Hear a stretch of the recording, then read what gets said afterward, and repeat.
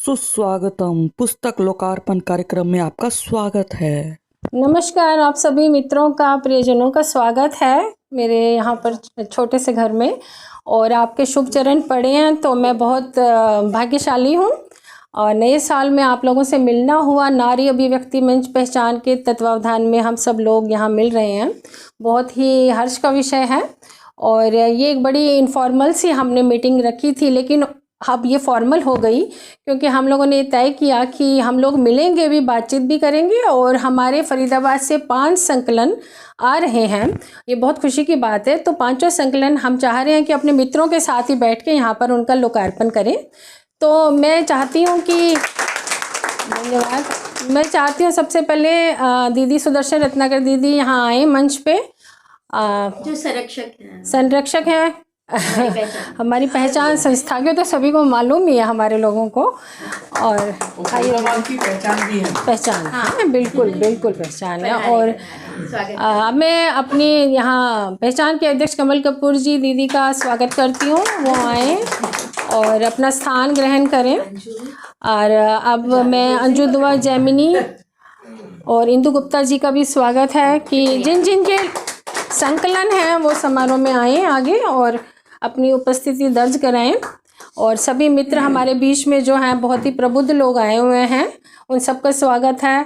आदरणीय रैना जी, प्रेमी जी, ज्योति संघ जी, माधुरी जी, शारदा मित्तल जी, दुर्गा दीदी और मेरी प्यारी बहू रानी रितिका और हमारी बबीता, प्रिय बबीता, अजय ज्ञात जी और सर प्रकाश चंद फलोरिया जी, जो बहुत ही विद्वान हैं हमारे फरीदाबाद के। मैं सभी का स्वागत करती हूँ। और सबसे पहले मैं चाहती हूँ कि हम जो है पुष्प अर्पण करके थोड़ा सा सरस्वती माँ का आह्वान करें। या देवी सर्वभूतेषु विद्यारूपेण संस्थिता नमस्तस्यै नमस्तस्यै नमस्तस्यै नमो नमः। देवी सर्वभूतेषु रूपेण संस्थिता नमस्तस्यै नमस्तस्यै नमस्तस्यै नमो नमः। और ज्ञान दो माँ शारदे, हमें ज्ञान दो। जब द्वार तेरे आए तो मन में यही हो भावना। जब द्वार तेरे आए तो मन में यही हो भावना। इस विश्व का कल्याण हो, पूर्ण हो सब की कामना। आतंक से न डरे कोई, महारोग से न मरे कोई। वरदान दो माँ शारदे। तो दोस्तों, सुदर्शन रत्नाकर जी का ताका संग्रह संकलन है, उसका विमोचन है सजे गुलमोहर जी। आप एक दूसरे को बहुत बहुत बधाई। अच्छा नहीं, हाँ स्ट्रेट वो हो जाओ, कवर नहीं करो एक दूसरे को, कह रहे हैं।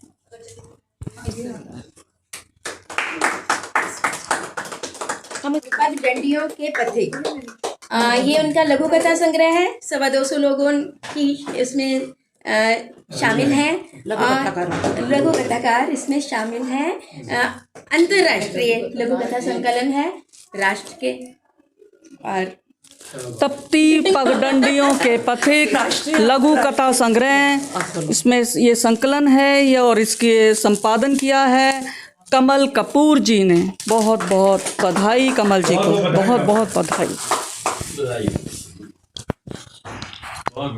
दोस्तों 225 लोगों को साथ लेकर हाँ जी संपादन करना बहुत बड़ा काम। अरे सर, कमल कपूर दीदी के नाम से लोग है ना जिन्हें इंद्रधनुष में सिर्फ 7 रंग होते हैं, उन्होंने तो असंख्य रंग जोड़ दिए इसमें। और बहुत बधाई हो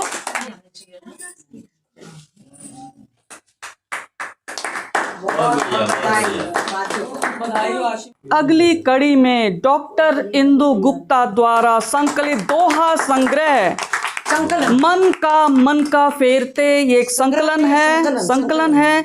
अब इसका विमोचन होगा। डॉक्टर इंदु गुप्ता द्वारा संपादित मन का फेरते।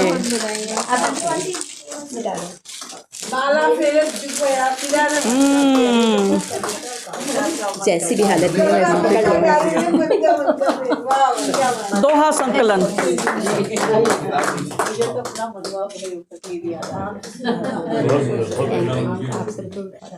अब हमारी पहचान संस्था के उपाध्यक्ष और रीढ़ की हड्डी भी हैं। वैसे तो सारी रीढ़ की हड्डी हैं, इतनी सारी रीढ़ की हड्डियां तो इसलिए कभी कभी इसलिए हमारी मजबूत है संस्था। तो कहानी संग्रह है, दिव्यांग जन पे निकाला इस अंजू ने 43 है ना 42। इसमें कहानीकार शामिल हैं और उनकी बेहतरीन कहानियाँ चुनकर अंजू जी ने उसका संपादन किया है और नाम है टूटे पंखों की ऊंची उड़ान। और सच्ची में ये एक ऊंची उड़ान है, जब पढ़ेंगे तो पता चलेगा। एक बार बहुत बहुत बधाई, बहुत बहुत मुबारकबाद के साथ हमें आज इसका लोकार्पण हो रहा है पुस्तक का। और सबके लिए पुस्तक सुखद हो, सुखमय हो, ऐसा एक सोच के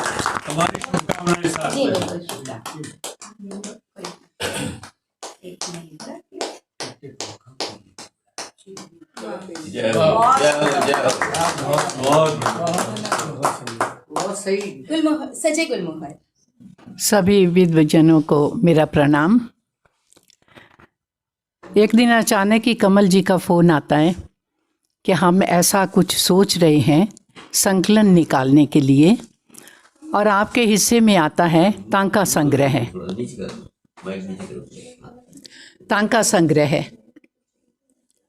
थोड़ा सा तो लगा कि अब वो काम कठिन है, अपना लिखना और अपनी मर्ज़ी से लिख लेना और मर्ज़ी से उसे प्रकाशित करवाना वो और बात होती है।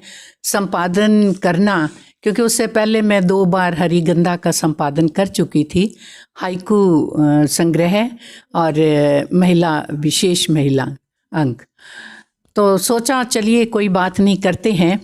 और इन्होंने एक तिथि निर्धारित की थी 15 मार्च से लेकर 15 अप्रैल तक। विज्ञप्ति निकाली कि इस समय में जो तांका भेज देंगे, जो भी रचनाएं हैं सभी अलग अलग था, तो उसमें भेजी गई।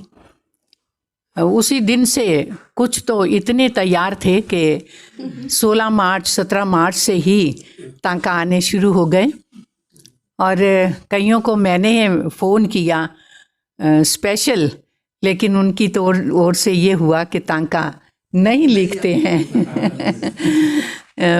चाहती थी कि फरीदाबाद की जो हस्तियां हैं उनका नाम तो आना ही चाहिए, लेकिन नहीं बात बनी। खैर 15 अप्रैल तक मेरे पास बहुत सारी रचनाएं आ गई थीं, अपने शहर, अपने राज्य और अपने देश और विदेशों से भी। मेरे काव्य इसमें तांका संग्रह में विदेशों से भी 7 लोग हैं जिन्होंने दिया। एक आध छूट भी गए हैं, उन्होंने गिला भी दिया कि हमें याद नहीं किया। ऐसा हो जाता है कभी कभी। तो उन तांका को मैंने 25 मंगवाए थे, जिसमें से ये सोचा गया कि कम से कम 18 तांका लिए जाएं। उस चुनाव करना बड़ा कठिन था। कई तो ऐसे तांकाकार हैं जिनके सभी तांका अच्छे थे, उनमें से भी क्या लेना है वो भी कठिन था। खैर लिए, मैंने अपनी चॉइस रख ली कि नहीं मुझे ये अच्छा लग रहा है। और फिर उसके बाद जिनके ज़्यादा ठीक नहीं थे उनसे मैंने 12 लिए, क्योंकि एक पृष्ठ में 6 हैं तो 2 पृष्ठ उनको दिए गए, 12 लिए उनके। और तीसरे में ये थे कि जो सबसे बड़ी खुशी की बात ये हुई कि बहुत सारे लोगों ने ये सुनकर कि तांका लिखना है, वो हाइकू लिखते थे या जो कविता लिखता है एक बार उन्हें पता चल जाए तो आसान होता है, तो उन्होंने पहली बार तांका लिखे।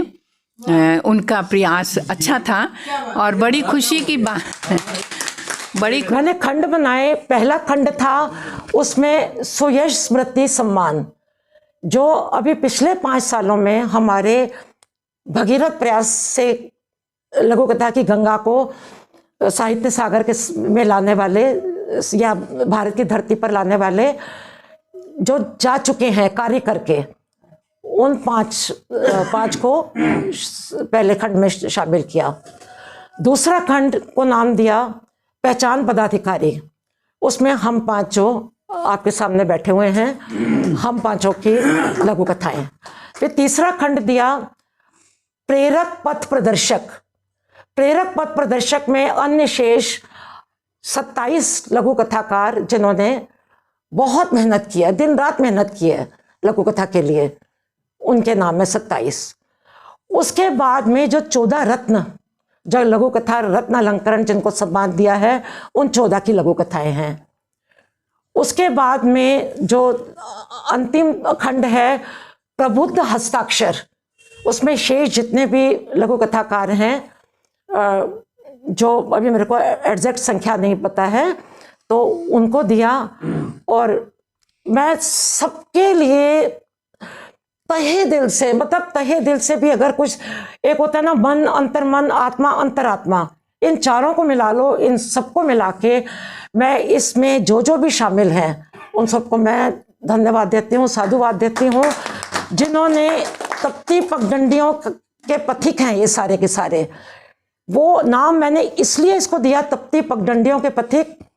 ये लंबा चौड़ा रास्ता नहीं, ये उससे कम चौड़ी सड़क भी नहीं है, पतली सी पगडंडी है, क्योंकि इसका फलक बहुत छोटा है, उसमें बहुत कुछ देना होता है, कहानी के सारे उसमें गुण देने होते हैं।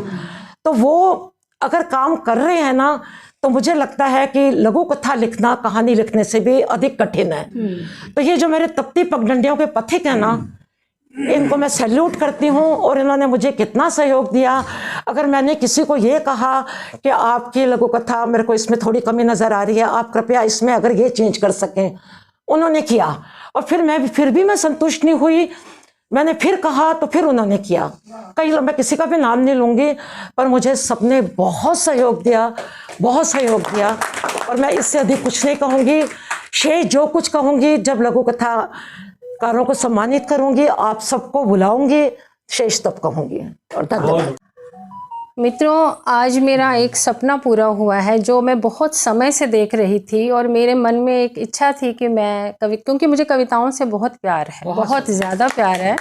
जोर से ताली बजाओ। कविताएं पढ़ना, सुनना, लिखना मुझे सब पसंद है। कविता प्रेमी हूँ, आप ये कह सकते हैं, और सभी जानते हैं, क्योंकि मेरे अधिकांश जो संग्रह हैं वो कविता पर ही हैं। और ये सपना आज पूरा हुआ, लेकिन इसमें आप सभी का सहयोग रहा। सबसे बड़ी बात ये रही कि मेरे को एक मैसेज पर जो इतना सारा कविताएं आई और इतनी अच्छी अच्छी कविताएं आई, तो मेरा मन नहीं हुआ कि मैं किसी की भी कविता को काटूं। तो लगभग 198 के करीब इसमें कविताएं हैं, और 198 लेखक हैं। और हाँ, समय बहुत ज़रूर लगा उसमें। आप सबकी पेशेंस थी, जिन्होंने दी उनकी भी पेशेंस थी, और बहुत पेशेंस से उन लोगों ने सब्र भी किया। हमें समय लगा, क्योंकि कुछ बीच में थोड़ा कुछ रहा ऐसा पर्सनल काम रहे कि जिसकी वजह से थोड़ा और ज़्यादा समय लगा। और हम अपने जो आयन प्रकाशक के संजय जी, उनका भी धन्यवाद करते हैं कि उन्होंने इतने सुंदर 5 संकलन निकाले हैं। तो ज़्यादा समय नहीं लूँगी, बस इतना ही कहूँगी कि कविता हमारी धरोहर है, और इसको बचाए रखना, क्योंकि कविता से ही जीवन है। और ये जो पृथ्वी पर आज हमारे जीवन हम देखते हैं, अगर कुछ इंसानियत बची है आज भी, तो ये कविता की ही देन है। हमारे जो ग्रंथ, हमारे जो आदि ग्रंथ, रामायण, महाभारत, सभी तो कविता में है, काव्य है। और हर मनुष्य के भीतर कविता तो है ही, बस कुछ हम लोग अपना पृष्ठों पर ले आते हैं, और कुछ हैं जो मन में गुनगुनाते हैं, लेकिन कविता सबके भीतर निवास करती है। और एक बात और बोलूँगी कि ये जो इंद्रधनुष कविता का आप देख रहे हैं, इसका जो आवरण पृष्ठ है वो मेरी मित्र नीलिमा तिक्कू ने बनाया है, उनका भी धन्यवाद। और हाँ जी, बहुत सुंदर बनाया उन्होंने। और इसका जो नाम मैंने कुछ और रखा था पहले, तो एक बार राही जी से बात हुई फ़ोन पे, मैंने उनसे उनकी रचना मांगी, तो उन्होंने मेरे से पूछा कि आप क्या संकलित कर रहे हैं। मैंने कहा कविताएं, गीत। तो उन्होंने बोला मैं आपको एक सजेशन दे सकता हूँ। मैंने कहा सर ज़रूर दीजिए, आप वरिष्ठ हैं। कहते मैं चाहता हूँ कि इस संकलन का नाम आप जो है कविता इंद्रधनुष कविता का बहुत रखें। सुंदर, हाँ। तो उनकी इच्छा थी तो मैंने भी रखा। वरिष्ठ हैं तो हमें माननी है बात वरिष्ठ लोगों की, तो हमने उनकी इच्छा से रखा और सबको पसंद भी आया है और कई रंग हैं। तो बहुत बहुत धन्यवाद आप सबका।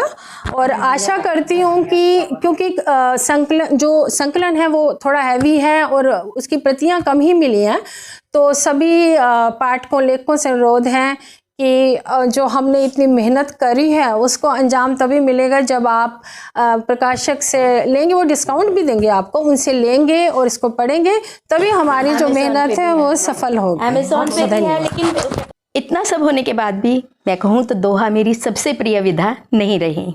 मैं यहाँ पे आना चाह रही थी और हुआ यूँ कि मुझे नहीं पता कि ये योजना कब बनी कि 5 संकलन निकलने चाहिए, लेकिन कमल दी ने मुझसे कहा कि इंदु तुम भी एक संकलन निकाल लो। मैंने कहा भी का मतलब तो तब हुआ कि पहले और कोई निकाल रहे हैं। तो फिर मैंने कहा क्या निकालूं? कह रहे देखो लघु कथा मैंने ले लिया, तांका सुदर्शन जी निकाल रही हैं।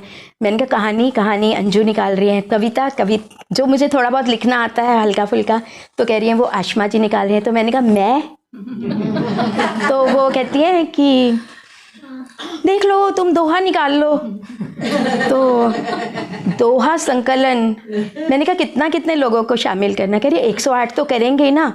तो मुझे लगा कि अरे दोहा के लिए 108 लोगों को, मेरे को दोहाकारों को जुटाना तो बिल्कुल किसी मांगलिक बिटिया के लिए सर्वगुण संपन्न दूल्हा जुटाना, वो भी कम से कम दहेज में। तो मैंने थोड़ी सी हिम्मत हारी। मैंने कहा मुझसे नहीं होगा। फिर मैंने इनको कहा मेरे से अगर 108 नहीं होंगे आप लोग कुछ नहीं बोलोगे, क्योंकि मेरे इतने ज़्यादा संबंध नहीं है लोगों से कि मैं कर सकूँ, और ना ही मेरे से होगा। मैं भीख फीक सी नहीं मांग सकती मैं वाला मेरा। और जी कैसे नहीं मांगेगी इंदु, तो करेगी ये काम। फिर बहरहाल ग्रुप्स में डाला और सच्ची में जैसे दीदी ने कहा कि अगले दिन ही डॉक्टर शील कौशिक के सबसे पहले आ गए थे दोहा। और उसके बाद जिसका आए दोहा वो फ़ोन में जो भी बात करे मुझसे कुछ पूछने के लिए, तो मैंने बस ये कहा, आग्रह किया कि आपके संपर्क में जितने भी लोग हैं जो दोहाकार हैं जिनको आप कह सकते हैं, कृपया मेरा आग्रह है छोटा सा कि आप उनको कह दें। और यकीन मानिए मेरे एक लाइन के आग्रह पर उन्होंने 180 दोहाकार मेरे लिए जुटाए। जो 108 नहीं हो रहे थे वो 180 हो गए। 3-4 को मैंने नहीं भी रख हाँ वो मैंने चेंज किया क्योंकि वो मेरा दोहा भी मेरा उसी हिसाब से बनता। तो मैं ये उनके साथ उनका रचनात्मक सहयोग ही नहीं, उनका जो ये एक भावनात्मक सहयोग था मेरे लिए, वो एक बड़ी बात थी। और ये उनके साथ सिर्फ इतना ये कलम किताब मसी कागज़ का ही रिश्ता नहीं है, बल्कि ये एक रूह का रिश्ता सबसे कायम हो गया मेरा, जो मैं बहुत ही कुर्बत से महसूस करती हूँ। अंजू जी ने कहानियों पे अपना संग्रह निकाला और इन्होंने कहा कि मैं साधारण सा नहीं निकालना चाहती, तो इन्होंने एक पर्टिकुलर विषय चुना कि मैं दिव्यांग और विकलांग पे निकालना चाहती हूँ। और ये हमारे समाज का एक अंग, विशेष अंग भी हैं। और ये कुछ नहीं चाहते, हम ही इनको कह देते हैं विशेष आवश्यकता वाले हैं, वरना उनकी तो कोई आवश्यकता ही नहीं है। तो ऐसे लोगों पर एक संकलन निकालना एक सच में बहुत बड़ी बात थी, क्योंकि हर एक ने नहीं उस पर लिखा होगा। तो ऐसे लोगों को ढूंढना, उनको संपादित करना एक बहुत बड़ी बात है। तो इस रचना प्रक्रिया के बारे में अंजू जी अपनी बात कहेंगी। एक बार सब तालियां बजा के स्वागत करें आपको अपने आप। तो मित्रों, अब मैं अपने इस कहानी संकलन के बारे में बात करूंगी कि मैंने ये विषय क्यों चुना। इसके लिए डॉक्टर अमर सिंह वधान, आप जानते होंगे, चंडीगढ़ में रहते हैं। उनका मुझे पत्र आया, वह पहले भी पत्र लिखते हैं, उनको शोध पत्र चाहिए होते हैं अपने संकलनों के लिए, वो बुक्स निकालते हैं। तो उन्होंने मुझे लिखा कि आप एक उस पर पत्र लिखिए, शोध पत्र दिव्यांग जनों के संघर्ष के बारे में लिखिए। और मैंने सोचा कि अब कैसे करूं, क्या करूं, आलेख लिखूं, कहानी लिखूं, क्योंकि यही मेरी विधाएं हैं। तो फिर बात चली रही थी, कमल जी ने कहा कि इस तरह से आप कहानियों का कर लेंगे संकलन। मैंने कहा कर लूँगी। वहीं से मेरे दिमाग में आया कि मैं ये करूँगी, दिव्यांग पात्रों के संघर्ष की कहानियाँ मंगाती हूँ, इससे मेरे दोनों काम हो जाएंगे। तो मैं आप लोगों के लिए एक बड़ी एक खुशखबरी भी है कि इस संकलन में 42 कहानीकारों की कहानियां हैं दिव्यांग पात्रों के संघर्ष की। उसमें जो महिला कथाकार हैं उनका नाम और उनकी कहानियों का संदर्भ लेते हुए मैंने वो आलेख तैयार किए। तो हमारे जो भी महिला इसमें कथाकार हैं उनके नाम हैं उसमें। तो ये काम मैंने किया। और अब मैं इसके बारे में, पहले मैं मुख पृष्ठ के बारे में बात करती हूँ कि संजय जी जो हैं अयन प्रकाशन के सर्वे सर्वा, उन्होंने मुझे 2-3 भेजे कवर, तो मुझे पसंद नहीं आए, तो उन्होंने बोला कि आप खुद ही ढूंढिए। तो मैंने ढूंढा, लेकिन आप ये देखिए इसके अंदर ऊपर ये जो मोर उड़ता दिखाई दे रहा है, ये एक विशेष बात है। ये मैंने उनको बोला आप यहाँ पर पंछी को मत दीजिए, यहाँ पर मोर को मैंने उनको दिया फोटो कि ये लगाइए, क्योंकि मोर भले ही बहुत दूर तक नहीं उड़ सकता लेकिन खूबसूरती में उसका मुकाबला नहीं। हाँ बिल्कुल सही बात है। और श्री कृष्ण का प्रिय है मोर। तो ये मैंने इस कवर को इस तरह से उनको दिया तो उन्हें अच्छा लगा, तो ये कवर इस तरह से आया है। और अब मैं कहानियों की बात करूंगी तो मैं आपको बता देती हूँ, इसमें 42 कहानीकारों की कहानियां संकलित हैं। मैंने 3-4 रिजेक्ट की हैं। उसका कारण था क्योंकि उसके अंदर एक तो ऐसा था कि लग ही नहीं रहा था कि दिव्यांगजन की कहानी है। जरा सी दिक्कत, वो दिव्यांगजन ऐसा नहीं है। उन्होंने लिखा तो मैंने उनको क्षमा मांगते हुए वापस किया। और दूसरी बात है, कुछ एक कहानियां ऐसी लगी जो इसके अनुरूप मुझे नहीं लगी। तो आप यकीन मानेंगे कि जैसे इंदू जी ने अभी कहा कि उन्होंने सोचा था 108 और मैंने सोचा था 21 कि 21 कहानियां ले लूंगे, इसमें काफ़ी बड़ी किताब हो जाएगी। अब 21 का दुगना कितना हो गया? 42। तो मेरे साथ भी वही हुआ कि इसके अंदर मैंने 42 कहानियों का संकलन किया है। और इन कहानियों से गुजरते हुए मुझे सच में बहुत ही पीड़ा और दुख का अनुभव हुआ। उनका संघर्ष देखिए। और सबसे बड़ी बात, उन्होंने बार बार हर कहानी में एक बात बोली है कि हमें सम्मान की दृष्टि से देखिए, हमें तरस नहीं चाहिए, हमें सहयोग, हमें दया नहीं चाहिए। और मेरे लिए बड़े एक गर्व की बात है कि इसके अंदर मैंने आदरणीय चित्रा मुदगिल जी की कहानी और आदरणीय चंद्रकांता जी की कहानी ली है सर्वप्रथम, और उस शीर्षक दिया है मैंने सूरज और चांद। मेरे लिए वो दोनों सम्मानीय सूरज और चांद हैं। उसके बाद मैंने जो उपशीर्षक दिया पंच नक्षत्र, ये जो 5 पंच नक्षत्र आपके सामने बैठे हैं तो हम 5 की कहानियां उसमें हैं।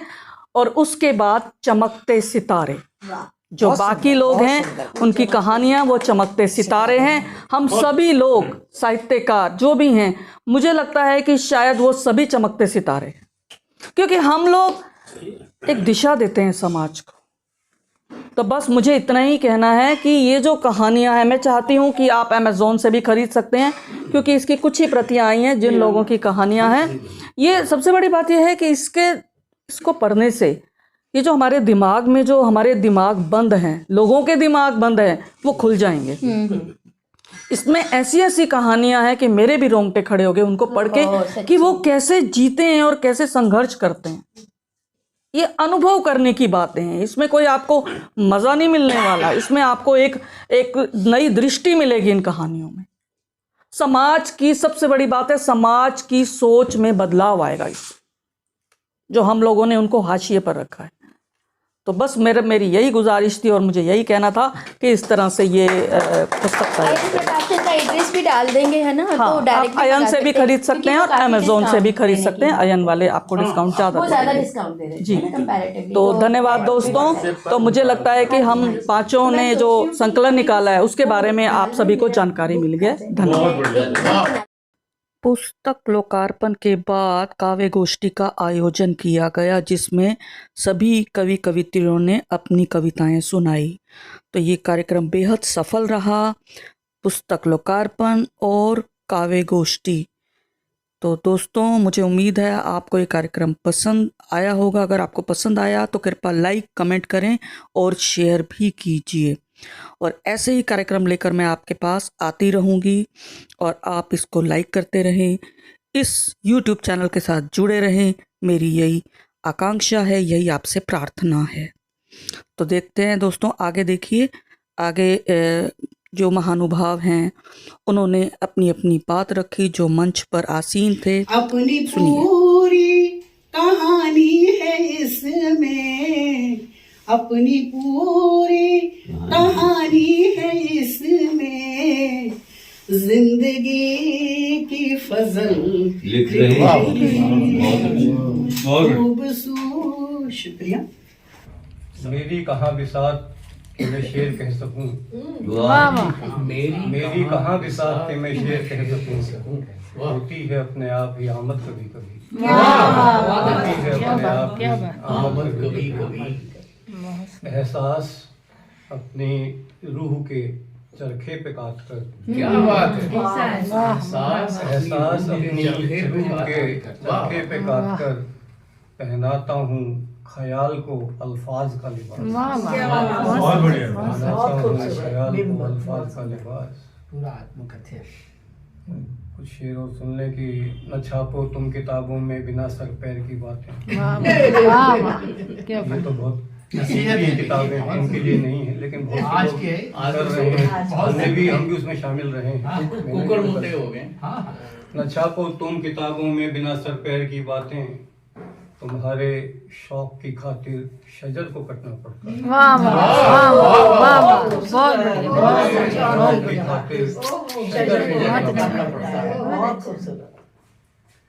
और एक शेर ये भी है कि जिनको पढ़ना ही नहीं था वो न पढ़ पाए कभी, जिनको पढ़ना ही नहीं था वो न पढ़ पाए कभी, पढ़ने वाले जुगनुओं की रोशनी में पड़ गए। ख्वाबों में शजर रखता हूँ, बेखबर दिखता हूँ पर सारी खबर रखता हूँ। क्या बात। प्रदर्शित कर दे हम उसको कविता कहते हैं। हो छंदहीन रसहीन भले अथवा भाषा कोई भी हो, जो अंतर मन को छू जाए। क्या बात, सारी माफिया दे दी आपने। दूसरी जो जरूरी बात करना चाहता हूँ वो ये कि ये जो किताबें आई हैं, इन किताबों ने बहुत महत्वपूर्ण मैसेजेस या संदेश दिए हैं। सबसे बड़ा संदेश तो इसमें ये है कि आज भी बहुत अच्छा लिखा जा रहा है। जिन लोगों ने ये सोच रखा है कि कविता का अंत हो गया है, वो लोग आए और पढ़ें और देखें। तो इसलिए ये जो लेखन है, इसमें आपने हिंदी साहित्य का एक बहुत बड़ा योगदान किया है, आपने विकास किया है हिंदी साहित्य में। जो लेखन है, तीनों पीढ़ियां इसमें हैं, जो अनुभव की पीढ़ी है, जो आकांक्षा की पीढ़ी है और जो आत्मसंघर्ष की पीढ़ी है, तीनों यहाँ उपस्थित हैं इस पूरे रचना संग्रह में। संग्रहालय है जिसमें विभिन्न खाने हैं और विभिन्न, मुझे लगता है तो ये बहुत महत्वपूर्ण बात थी जो मुझे कहनी जरूरी थी कि ये जो किताबें आई हैं, ये किताबें नहीं हैं, ये अपने समय का प्रमाण दे रही है। हमारे समय की जो अनुभूति है, हमारे समय का जो स्वर है, उसको उसका शब्दांकन कर रही हैं। इसलिए महत्वपूर्ण है और इन पर विमर्श होना चाहिए। आज का इसमें आज उपस्थित है, वर्तमान है और इसलिए ये हमारा दस्तावेज है। साहित्य अपने समय और समाज को इसी तरह से लिखता है। क्या आपने ये बहुत बड़ा काम किया है और एक ऐतिहासिक काम है।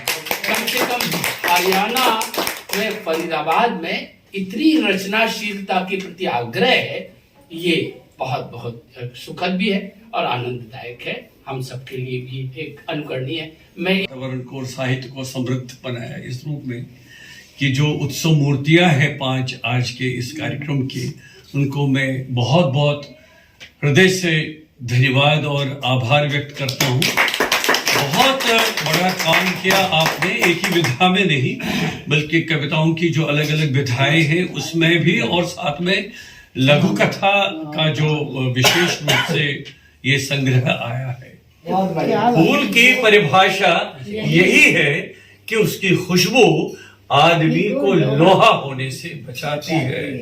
एक और छोटी कविता, धार। समय की धार तेज है, समय की धार तेज है, चाकू की धार पर पड़ा है जंग, दोनों के बीच खड़ा मैं सोच रहा हूँ कौन सी मौत आसान है।